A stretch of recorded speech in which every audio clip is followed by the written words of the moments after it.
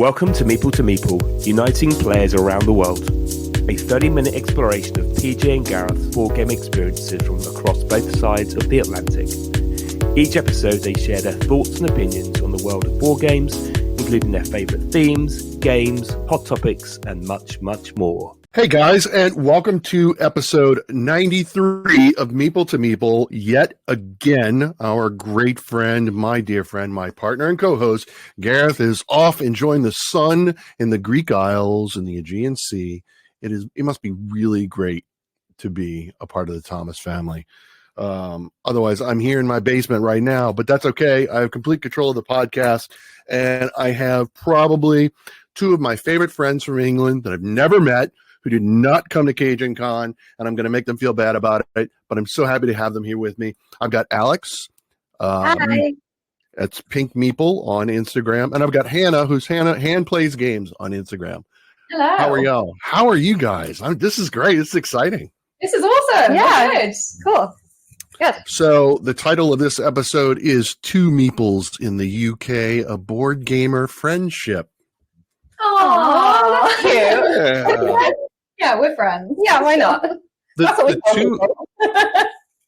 two of you have a really interesting story to tell, and I'm excited to expose your story to all of our listeners because I find the two of you inspiring because your friendship is very new, but it's almost like y'all have known each other forever. Yeah. Right? Yeah, I totally agree. Yeah. So I wanted to start my first question to both of you, and whoever wants to answer first is fine, but I'm interested to know, what was the first modern board game that got you into our hobby for you? Oh, do you want to go first, Alex? Go Or do you want me to go first? on, you go first. Mine was Shadows over Camelot. Okay. Yeah, so I've been board gaming for quite a long time, longer than I'd like to admit, because that's going to start showing my age here. But yeah, mine was Shadows over Camelot, and that I'm really into anything like Middle Ages and Arthurian legend. So I just immediately fell in love, and that was it.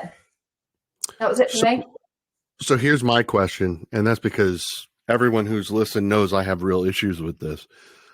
How did you feel about the traitor mechanic? I love the traitor mechanic in. Okay. Oh, see, that's my accent coming out now. That traitor mechanic. I quite like just being the traitor in Shadows over Camelot, because you have this one quest for Excalibur where you have to discard white hero cards into the lake to move the sword to the good side. And, no one knows you're a traitor, and you just stand there and you throw in all the good stuff in, and they have no idea. I personally love it. I love a traitor mechanic. I love a hidden traitor. Love anything like that, werewolf, One Night Ultimate Werewolf, that kind of thing. So I dig it. But did I really just say I dig it? You Wow. did. Yeah. You're showing your age again. You absolutely just did, yes. And what I'm hearing is that you and I are going to play a lot of games together, is what it sounds like. Oh, I hope so. I don't know. I feel I'm the complete opposite on traitor mechanics.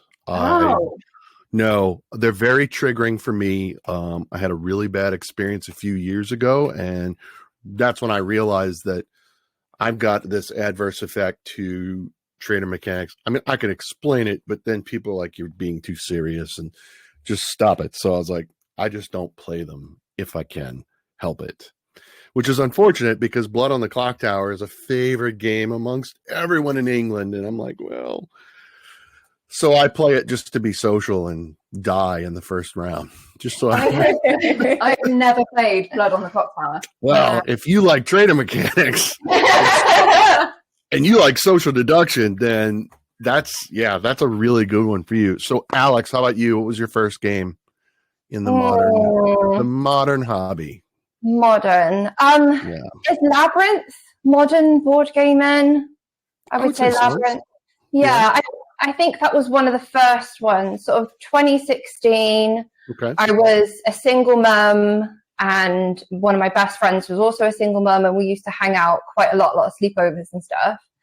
And we were in Toys R Us one day and she saw Labyrinth and she was like, this was one of my favorite games growing up. She's a little bit older than me. I am not showing my age. You said Toys R Us. That's showing your age. And we started playing Labyrinth one day and I just absolutely loved it because as a kid, it was just Monopoly. Cluedo. Mm-hmm. Guess Who? And then Monopoly again. It was just rinse and repeat. That was all that anyone ever wanted to play. And every time I went to someone's house, everyone had different rules for how they were playing Monopoly. And then she was like, let's play Labyrinth. And we played it. And I just absolutely loved it. Absolutely fell in love with it. Yeah. That's awesome because how many times do we have this conversation with our friends through Instagram and other social media? And their story is the same. It's Catan. Or it's Ticket to Ride. That's the game that got him into. I mean, it was Catan for me, but that's cool. So Shadows over Camelot and Labyrinth. Okay, I dig that. That's cool. That's cool. So how about what was your first gaming convention? Oh, mine was UKGE. I went big. I decided. I would go to the biggest one in the UK completely by myself. Big. Well, what is it? Fortune favors the bold. And I think fortune favored you because you sounded like you had a good time. Yeah. You were featured on both of you were featured on the podcast for a soundbite when you met Gareth. Yeah. Yeah. So now you have joined the elite ranks of people who have met both Gareth and I, although you're meeting me virtually, but right. There's not that many people who've met both of us. So that's kind of cool. I think it's probably not cool, but you dig it. I completely dig it as much as the person digs things. So tell me about that experience. You went to UKGE by yourself. Mm-hmm. Yes. And like you said, you went big. So how was that experience? Do you think that was rewarding? Would you recommend it to someone who's never been to a convention before? Yeah.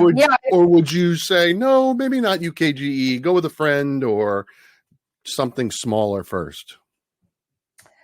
No, I think the thing is that I had a lot of anxiety about going to it, even when I was originally going with somebody. I'm not great in big, busy places. And then when they dropped out, it was a big, I don't think I want to go anymore. We had like a little chat going on and I just kind of turned around to people and I was like, look, I'm not going anymore. And a bunch of people just kind of rallied together and Hannah was one of them and was like, you're not going alone. You've got us. And there was that. I was literally sat on the sofa with my husband and I was like, I don't know what to do. I like these people, but they're just people in my phone. They're not people I've met in real life. Not real. They're not real.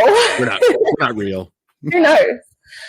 And no, but it ended up being amazing. I actually really liked the freedom that I had. I wasn't with somebody that meant that I had to just do what they wanted to do all the time. And I got to sort of jump around and meet lots of different people and just kind of be on my own time, which was really cool. And yeah, I would definitely recommend it to people. I'm a very shy person. So the fact that I could do it, I feel like pretty much anyone could, to be honest.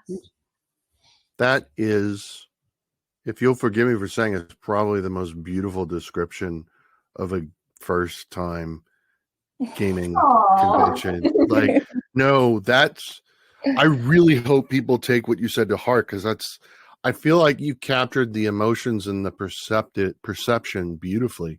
I don't think I could have said it any better, so I'm not going to try. Thank you. So Hannah, what was your first gaming convention? UKGE as well. It was 3 years ago. Okay. So this year was my third UK Games Expo. I went up for the first time just for a day. So I went on the Saturday, which turns out was the busiest day. So who'd have thought? Who'd have thought? Right. So it was just me and my sister though. So just the two of us. We managed to go around a lot of the stores and get some demos in. And that was just kind of like dipping our toes in the water. And then we went for a second year, and obviously we'd been before, so we kind of had a bit more of a lay of the land and kind of knew what we were doing. And we went for the weekend. So we went Saturday and Sunday.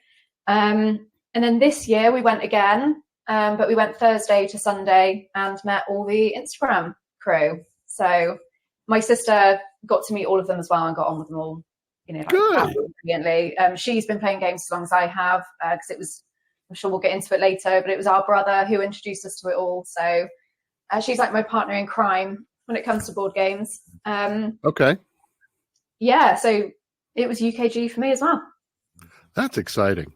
And then y'all just were at well, Hannah, you were at I guess what we would call in the US a board game meetup, but I know that's one of the things I really admire about the gaming community in the UK is these smaller, we call them cons, right? You were at MollyCon, right? MollyCon was yesterday.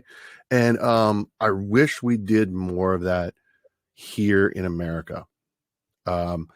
We have a tendency to wait for Gen Con or Origins or PAX, which is so inconvenient because it's the first weekend in December, which is right before Christmas. So it's like, trying to balance the time off.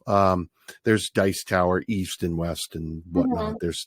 There are smaller conventions that are regional, but we wait for those, right? And we don't get together. Because how many people were at MollyCon yesterday? Oh, good question. Maybe around 30? Mm-hmm. Craig will probably be listening to this and going, what are you on about? You're totally wrong. I think there were about 30. There was 3 people. There were about 30 people and enough biscuits and cake to feed an entire village. Yes. Look, having experienced Cajun Con when Katie and I went to England, I'm like, this is awesome. I was so sad I missed Cajun Con. Yep. I'm disappointed too, but sorry. No, it was so amazing because you've got this core group of people. You can pretty much spend quality time. While I may not have had the opportunity to play a game with everyone, I did get to spend some quality time with everyone, even if it was short. And that was really lovely. And I really like that and would love to see more of that here rather than waiting for the big conventions.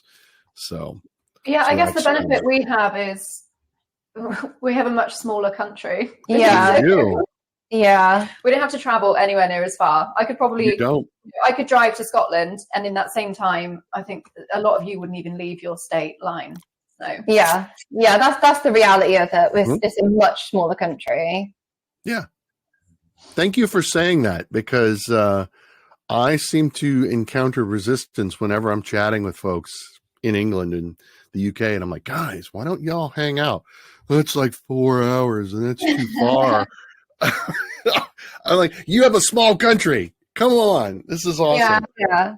So I drove. So it was only about an hour and a half for MollyCon yesterday for me. So that was nice and easy. But yeah, I couldn't imagine going to see maybe Kay plays games up in Edinburgh. It's a 6-hour drive that I probably I'm not going to jump to do it. No offense, Kay, I love you. I've still never been to Scotland or Ireland. I've only ever been to England and Wales. Okay. So it is a lot smaller, but I think we're also a lot more reluctant to travel. Yeah. Yeah. We like our home comforts. Yeah. I get that. And then my partner is in Greece for 2 weeks. So we say that, but one of your fellow countrymen, he's always in the summertime. Gareth's always going somewhere. Yeah, but Greece is only an hour and a half, maybe 2 hours flight? 2.5 maybe? It's not that long. So it would take us longer to get to Scotland than it would to Greece. Wow. And I think that's the issue. I think that's where we sort of... You can fly to Scotland, but you could just go up in the air and come straight back down.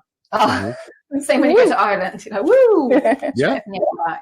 So here in Springfield, which is like the center of Illinois, which is a 4-hour drive to Chicago. Everyone knows Chicago. The flight, it's like an hour, maybe, because you're like up and you're down. You don't even cruise. It's like you get up to 10,000 and then your descent. Oh. So yeah, I get that. I think 4 hours. I think the flight from New York to LA is like 4 or 5 hours. And that's staying in the same country. And that's just a flight. You're talking about being on the other side of Europe, your continent in like 2-hour flight. That's crazy. That's crazy. Yeah. I think it took me a 7-hour flight to get to Las Vegas. That's a lot. It was way too much. That is a lot. My goodness. So have you, Alex, been to one of these gamer meetups, these smaller ones, or was it just UKGE so far? Not yet. I have plans to go to one, but no, not yet. Not as yet. Okay. And by the way, CajunCon was not far from your home, right? I know. Not my home now. No, but where you came from. Yeah. I tried. I know. I know. So at what point, and this question's to both of you, so you could answer this anyway. At what point did you decide that you shifted from being just a board gamer to a content creator? Because the two of you are really just killing it on the internet with your content you're creating. At what point did you make the decision, I'm not just going to play games, I'm going to post on Instagram or whatever social media, and kind of, when did that happen for you? So and why? I already used to post on like my personal Instagram and on my stories. Whenever I used to play a game, I used to kind of do it. Very similar to what I do now. Pretty much anytime I play a game, I take a snap and say what game I'm playing. And I used to just do that on my personal Instagram. And I kind of just got to a point where I thought, I wonder if there's other people that enjoy looking at my pictures, because, general internet wasn't too interested, or my friends on Facebook and stuff like that. Just kind of decided to have a little look and see if other people are actually interested in my pictures. And the other thing was I wanted to get to know other people that were interested in playing board games. So I used to play a lot of games with sort of all of my sort of modern day board gaming has come from sort of 2020. That's when I really started playing a lot of games. And that's with my now husband. So it's pretty much just the two of us just playing games all the time. And it was just nice to find like a bigger world of people that enjoy playing games and chatting about games, because I think he was getting a bit bored just talking to me about it. I decided to knock on the internet and see if there was somebody else to talk to. I love that you said that, because my wife is an introvert and sometimes she just needs to get away from me because I'm not. And so this is an outlet for me to talk about all the crazy things that I do and interact with everyone and talk about gaming. And she's like, I can go upstairs and be quiet with our brand new cats. So if you've been following us on Instagram, we picked up 2 cats that we adopted this weekend. So that's kind of been exciting. So Hannah, what about you? When did you shift from being a gamer to a content creator? 6 months ago. Okay. Yeah, I had nothing better to do. It was, so I joined 6 months ago. So Christmas had passed in really boring January, and I had all these games on my shelf, and I was like, I need to start holding myself accountable and actually play these games and start making time again for them. But I also felt like, because I have such a analytical job, I felt like I needed a creative outlet, because I'm a very creative person. So I thought, all right, well, let's make sure I start logging my plays and what I'm playing, and I'll take some photos and share them. And I already followed so Nick, Board Game Review UK, and Craig Get Into Games. I already followed them on my personal account, and I thought, you know what, I'll just create another one and give it a go. And within, I would say, a week, I'd met Alex through Instagram, and so many of them already. And I was suddenly sucked into all these group chats for, different community hashtags and stuff. And now I love everyone. And you can't get rid of me. That is a much better answer than my husband was bored of talking to me. Can I do a different answer? My husband was also bored of talking to me about games. Mine really was. My husband was just sick of me talking about games to him all the time. Not me. Was it just that your respective spouses, are they not gamers, or are they just not as passionate about gaming as you are?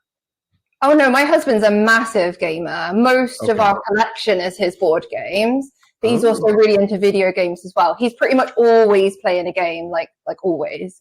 But no, I think it's just a case of like, we would play a game and then afterwards I would want to talk to him about the game, and he's just kind of like on to the next one. Okay. And I like writing. I like talking about things. As I said, I'm quite a shy person, but on the internet you can write a lot, can't you? And it's true. Yeah, so I think that was what it was, that he wasn't interested in talking to me about it. But I wanted people to listen to me. Anyone. Hello, internet. Oh dear, I might get the giggles again. Actually, no, the real answer is that I'm very analytical and creative. And I needed a creative outlet and someone to talk to. Yeah. I feel like I've heard that answer before. Oh no! So you really dig the answer, so that's why I had to say it again. That's great. I love it. So how about each of your biggest inspirations in the, we don't call it this, but the content creator, we just say gamer community, right? But like, not all gamers are content creators, right? Like, there's so many who are just gamers and they're here to, follow a lot of us who are content creators. Did you have a individual or group of other gamers, content creators that inspired you to shape the type of content that you create, or were you just posting pictures and ready to go? I'm just winging it. Okay. It's what I do. I wing it.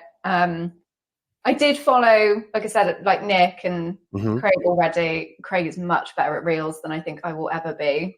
Based much on my better. My blooper reel, I'm not even using my mic. That's a good start. But yeah, I'm just winging it, really. I mean, it really helps to have the community hashtags because it gives me a little bit of prompt every few days of the week. But then, yeah, I've just come across so many of these accounts, and everyone's just amazing. How about you, Alex? Do you have an inspiration? I would say that Kay is a really big inspiration to me. And then when I got part of the UK board game review circle, that really helped me as well, because as I said, I like to play games and I like to talk about games. And with the review circle, we're all being given games that are not necessarily games that I would have ever picked up. And I think I really liked that about the review circle.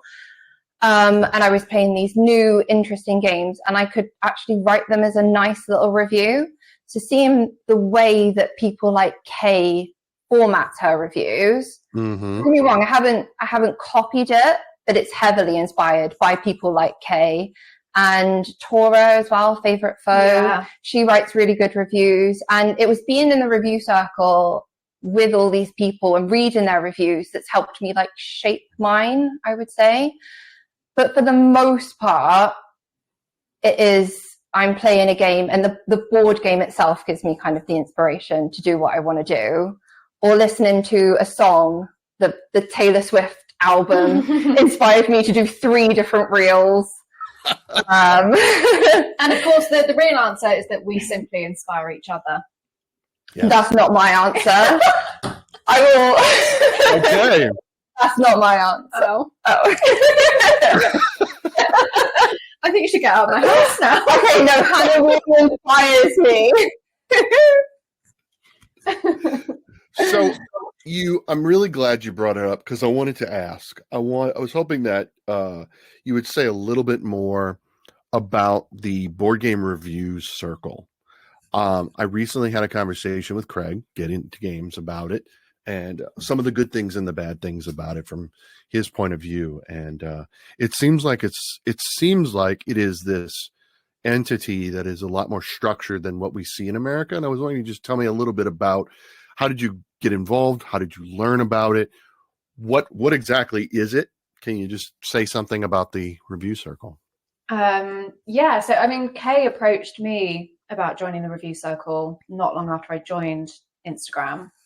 I don't know the exact ins and outs of it, but I know that Tora is an absolute legend in getting new publishers on board and talking with designers and getting copies of games into the circle. And then Kay is just like instrumental in actually making sure the games are circulated and don't end up stuck somewhere in limbo. And yeah, so we'll get a game, we'll get it for about a month, and we get the chance to play it, and then we can review it as immediately or whenever we like, and then pass it on to the next person. And it just means it's almost a bit of a try before you buy in a lot of cases, because you try a lot of games that you wouldn't have tried before, and you might find that you absolutely love it and then go grab your own copy, which is great.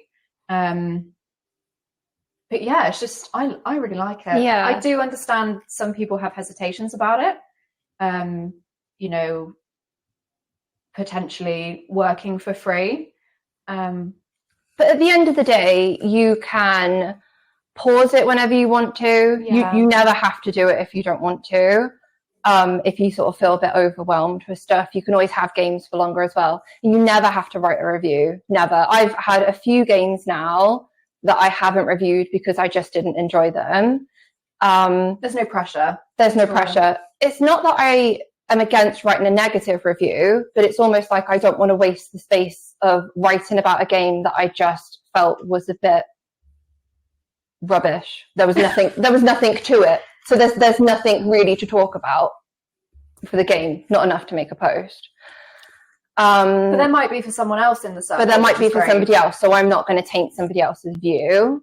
There's been a few games that people have just refused to review because of that reason, because a couple of people have had the game, not found it interesting, not wanted to talk about it, and it's just left the circle. Okay. So these are games that have been published, or are these prototypes of games that are in development, like mix of both? Yeah, I would say they're mostly prototypes. When I started in the review circle about a year ago, I think it was a lot more prototypes. It was a lot more indie publishers as well. So a lot of them were people that didn't have the money to just keep sending out games to reviewers. They would send out the one to the UK so that then 6 people could review it. And it saved them a lot of money because they will probably be a very small company to begin with anyway. But it has gotten a lot bigger recently. So I'd like to remind our listeners, episode 88, Gareth and I talked about playtesting games. And Gareth was not really interested in playtesting, whereas both my wife, Katie, and I we love to playtest games that are in development.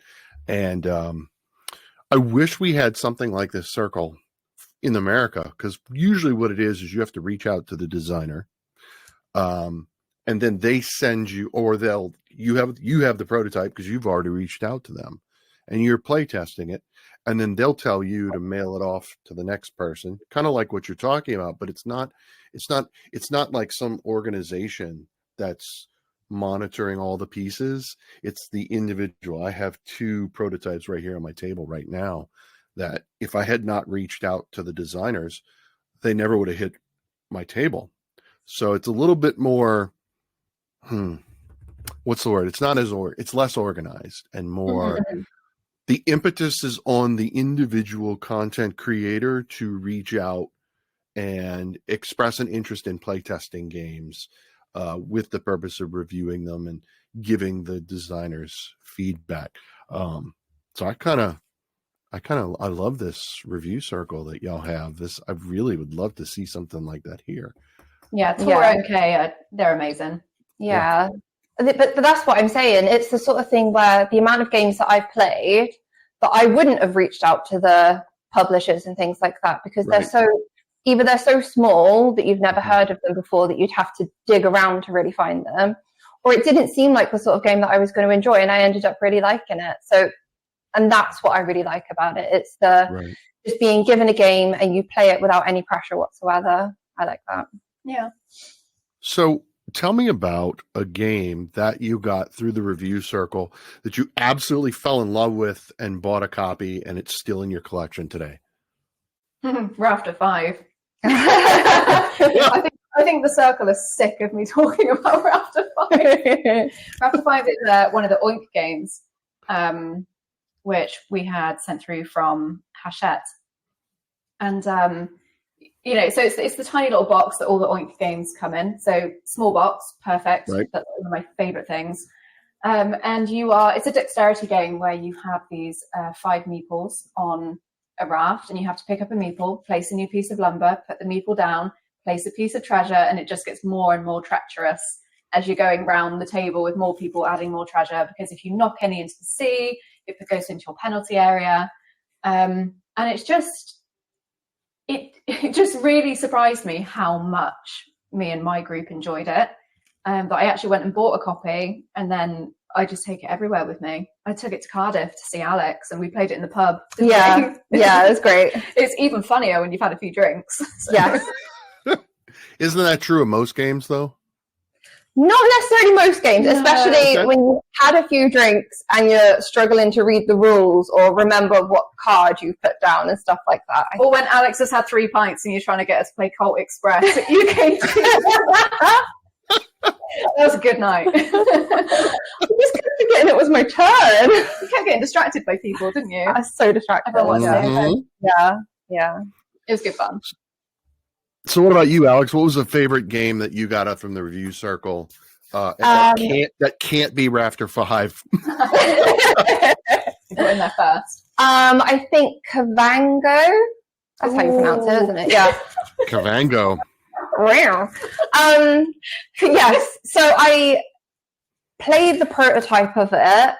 Absolutely fell in love with it, and then I backed it on the Kickstarter, and it arrives very, very soon. It should arrive next week, I think it is. And I'm so excited to get it. But yeah, I played the game and just thought, this is absolutely wonderful. It's such a great game. Little worker placement. No, not so much a worker placement. I guess a set collection game. It's got the cutest little meeples. That was why I was thinking worker placement. the little anime-meeples, yeah. Well, let me know when it arrives. I'll come to your house. You've got the tableau building in front of you with the car. Yeah. That's it. That is awesome. And look at that. I'd just like to say, Matt and Zara, if you're listening, and I know you are, I did not put them up to this. She said that on her own. We love Matt and Zara, the designers of Kavango. Apparently, Kavango is in customs right now in America, so it's soon. I cannot wait.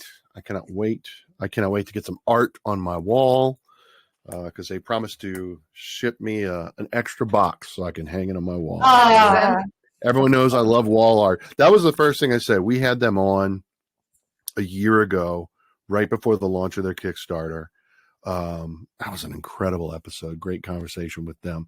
And they were looking at the art behind me on our screen. I know our listeners can't see them, but everyone knows I use boxes for my wall art. And they were like, we want to get up there. And I'm like, cool. Yeah, you belong on my wall. That's awesome. So I also wanted to ask, because Alex, you gave me some advice about a game that prevented me from purchasing it. You gave me some constructive advice, and I was wondering. I'm wondering. I want to talk about it just a little bit, not too long. But that's Malem. Oh, that's funny. We were literally talking about that earlier. So it's cats. It's in space. It's push your luck as a mechanic. These are great things. Alex, your comments were about that it doesn't play very well at 2 players, does it? No. that is literally the conversation that me and Hannah were having earlier, because Hannah played it yesterday with 5 of us. 5. I've only ever played it as a 2-player with me and my husband, and I really like push your luck games. I really, really do. Cats quite enjoy a cat, I'll be honest. Right? But as a 2-player, it just doesn't function very well. Well, not function. It still works. It's not a broken game as a 2-player. Right. But it's right. just not as fun, I don't think. But I don't really, because I don't often have lots of people, it tends to just be me and my husband. It doesn't need to be in my collection. I'd very happily come over to Hannah's when I know there's going to be at least 3 or 4 of us playing. Right. And I would maybe give it another go, because Hannah seems very excited about it. Yeah, I played it at MollyCon yesterday, 5 of us, the amazing Paige at Boredom Games Weymouth taught me how to play. We love Dan and Paige, yes. We love Dan and Paige. I'm going to stay with them next weekend. I can't wait. And that is incredible. I'm so happy to hear that. That's awesome. I'm just never home anymore. No. I'm just going. Good for you. Good for you. Yeah. So tell me about 5-player Mlem. I'm really interested. 5-player Mlem is hilarious. I think it's great with Mlem because you are all on the same rocket ship. So there is an element of cooperative play, even though it's a competitive push your luck game. And some people are terrible at rolling and some people are great. If you need someone to roll well, you need Chelsea. She was amazing. She got to outer space, which is right at the top of the neoprene mat. So are you the one that's terrible at rolling? Yeah. When we played Art Project recently, all of these dice, she rolls all ones. All ones. What are the chances of that? Seriously? Very high with me, apparently. So I did wonder if it was you're the bad one at rolling. Yeah, my sister's not great either. Oh, no. Yeah, Mlem at 5 players was just so much fun. There's a lot more. So as you go further up, there's more moons that you can get off at for points. There's more planets. And as you land on the planets, the first person there, or whoever has the most tokens on the planet at the end, gets the most points for it. So obviously, the more players you have, the much more competitive and a bit more risky you need to be. And I did, when Alex and I were chatting about it earlier, I can see how it wouldn't work as well as a 2-player game. And I think if I was going to play a 2-player push your luck game, we said it's either going to be spots or quacks. Yeah. Yep. I totally agree with that completely. So last week we interviewed Danielle Reynolds, the designer of Caution Signs and her story. And she was interviewed for an article in Mojo about Sky Team, which won Spiel des Jahres award for 2024, and it's a 2-player game, and I think it's the first 2-player game to win the award. She maintains it's because it's a cooperative game, but part of that conversation we talked about, and I think it applies to Mlem, is that games don't always function as well at 2 players as they do at a higher player count. And I noticed that amongst a lot of us content creators here, at least in America, we're having that conversation. That's a constant conversation we're having, is about games where you pick up the box. It says 2 to 4 to 5 to 6 players, but it really doesn't play well at 2 because you need that third or that fourth player. Whenever Katie and I are at a gaming convention and we're in the vendor hall and someone's pitching their game to us, the first thing she asks is, how does it play at 2 players? Because we play everything. She's my primary. We do have a gaming group that gets up to 5. So when we buy a game, we're thinking, does it play well at 2? Or are we going to enjoy it? And will it fit with our gaming group at 5? So it's 2 or 5. There's no nothing in the middle. Nothing in the middle. So that's really interesting. And so, Alex, thank you for your comments, because we saw Mlem and we're like, we need this. And then you shared that, and I was like, okay, maybe we want to rethink. Yeah. And if somebody else has it, that's the thing too, right? If you have a friend that's nearby with a game, and you can play it at Hannah's house, then there's no reason to add that to your collection. Yeah, exactly. Yeah. Your friends That's- handle it instead. that is fantastic. So tell me, what is your favorite part of creating content, being a content creator in the UK, in the greater global gaming community? What is your favorite thing about it? Oh, Yeah. definitely not having to constantly delete thousands of photos off my phone. You know, 1,000 photos for one good one for the gram. Right. Favorite part is the community for me on Instagram, because that was totally unexpected. I did not expect to ever have this many friends. Sounds really sad. But I love the conversations that I'm having with like publishers and distributors and stuff like that, conversations that I wouldn't have before. And Right. I spoke to a company recently, and it turns out they're half an hour up the road from me, and I had no idea. So I've loved forming these new friendships and relationships, and just finding out about everyone and what they like. And yeah, I just love chatting to everyone. I'm such a chatterbox. Yeah, that's what I thought you were going to say. Just immediately, just chatting. I love chatting to everyone. Yeah. I love the community side of it. I think, as I said, after UKGE, I think the community side of it seems so much more real after meeting so many people. So before then, I used to talk to quite a lot of people. As I said, it always felt like, you know, they're just kind of people in the phone, but then they're not real. Remember, they're not real. No one knows if anyone's real. We're just AI, I suppose. I'm totally fake. I'm not even here. No. I don't exist. I think I'm real. My wife tells me I'm real, but if she's not real, then I'm not real. And oh boy, yeah. Let's not go into that. No, let's not go quite so existential. But yeah, it is. It's that community, and I really love picking up a game that my husband's had for sort of like 3 or 4 years. It's been on a shelf, and just playing it, just thinking, I've never heard of this game before, taking a picture.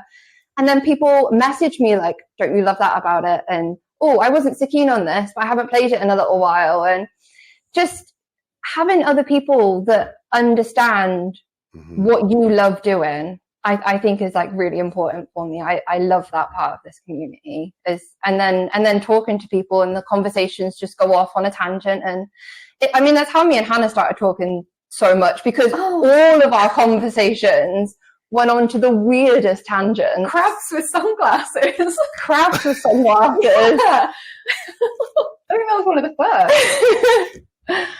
And yeah, it's great. It's great. It definitely brightens my day. And I like the fact that I chat to people all over the world. So even though it's sort of, it's 9 o'clock for us, it's 9 p.m. right now, and it's 3 o'clock in the afternoon for you. You could literally speak to anybody at any point. And that's great. That's so cool. I'm ready for bed. So here's my struggle. And I don't know how you handle this. I sometimes I throw up my arms and give up. And I know that's hard to believe from our listeners and all of my friends. Those who know me know this is going to be hard to believe, but our community is so big. I struggle with keeping up with everyone. And I don't mean keeping up like making content.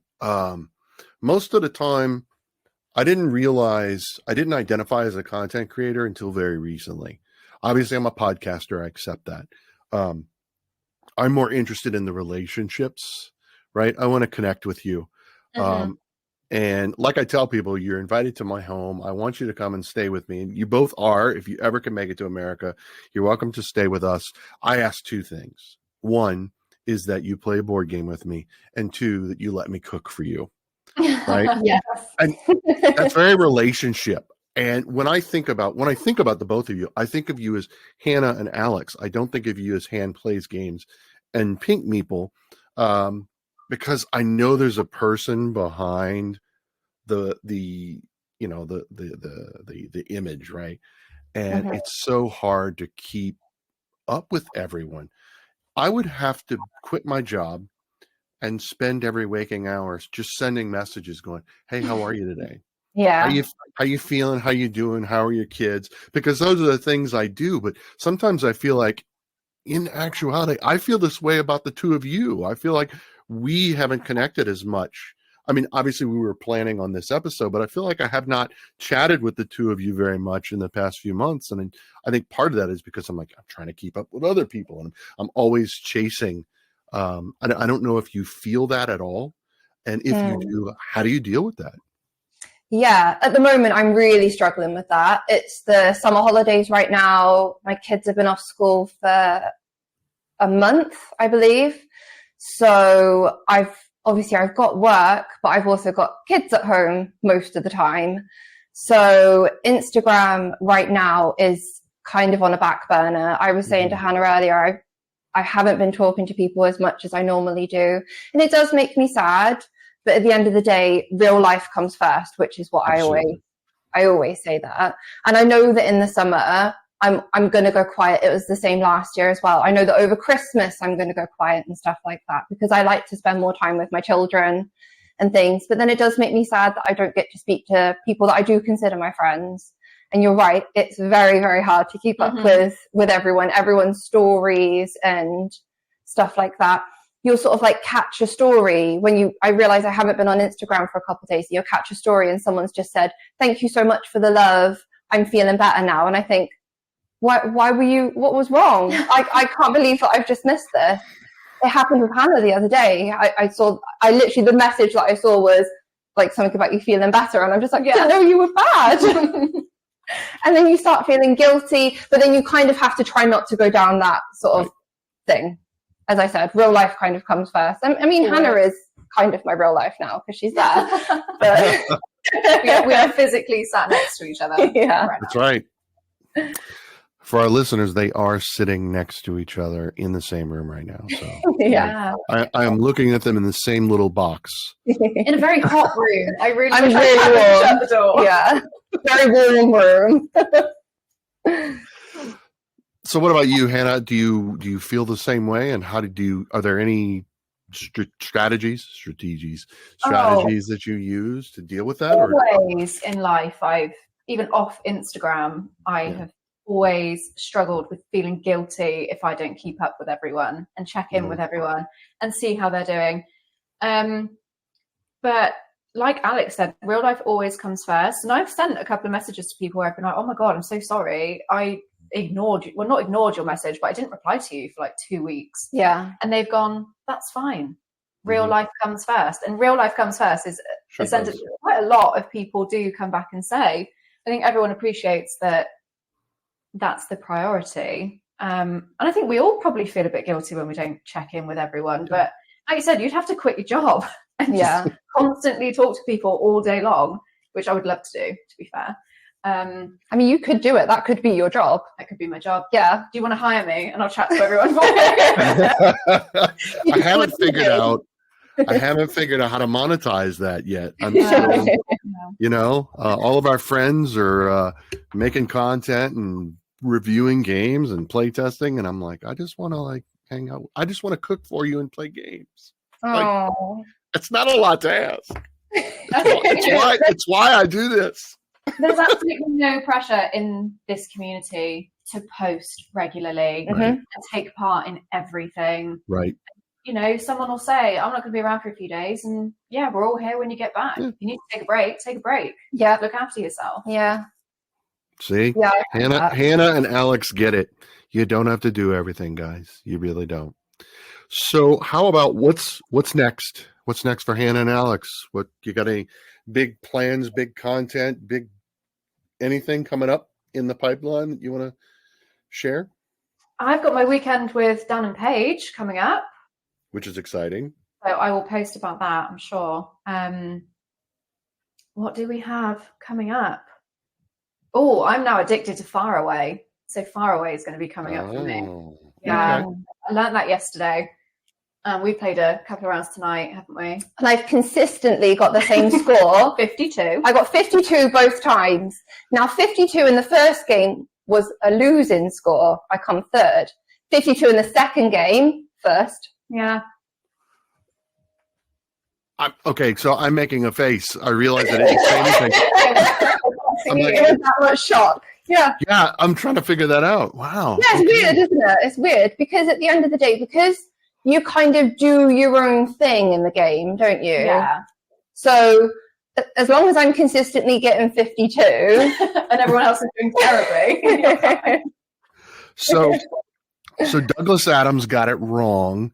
It's not 42. It's 52 is the life, is the answer to the ultimate. That's great.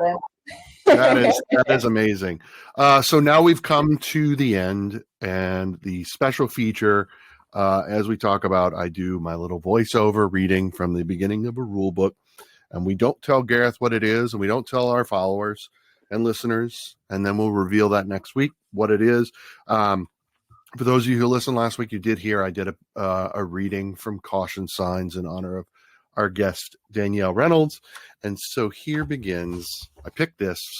The clue is that the two of you inspired me in my choice, right? I'll let you guess, and then I'll tell you off air so that we can give our listeners a chance.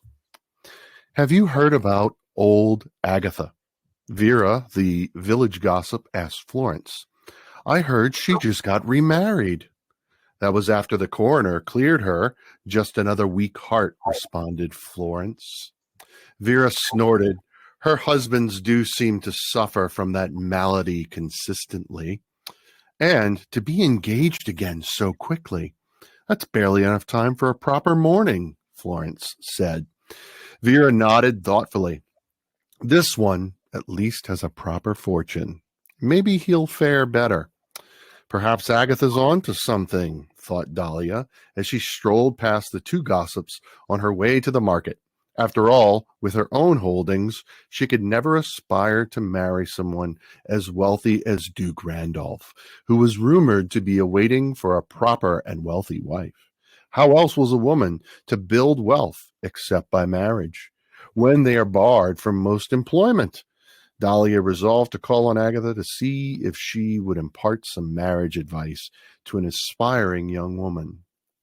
You play as a middle-aged Victorian woman who would kill to be a duchess. Since you were not lucky enough to be born into the aristocracy, the only way to attract a noble is to have a large enough dowry. Fortunately, when your parents died, they left you with a small dowry and some land. You must build wealth through investments and strategic serial marriages. Be careful not to gain too much infamy, or the Duke may pass you over for another bride. Be the first person to marry the Duke. So next week, I'll tell you what game that was read from. Do either of you have a guess as to what game I just read from? Yes, I've reviewed it. Oh, well, that's not fair. I've reviewed it, and I'm definitely not checking to remind myself of the name. Oh, I know the name. I know the name. I know the name. I haven't found it. Am I allowed to say? Yeah, you could say your guess. I will not tell you on air whether you're right or not until we're done recording. Yeah, I think so. Is it Deadly Dowagers? That is a really interesting guess. That's very interesting. And they were both in agreement. So stay tuned next week where Gareth will hopefully be back, and we will reveal whether or not Hannah and Alex were correct about the voiceover of what game I chose to read from. Hannah, Alex, thank you so much for joining me. Thank you. I really enjoyed this. Thank you so much. Thank you. Thanks, everyone, for listening. Please subscribe. And as always, we love to hear your thoughts and ideas. So make sure to leave those in the comments. And don't forget, you can also chat with us both on Instagram at Meeple to Meeple.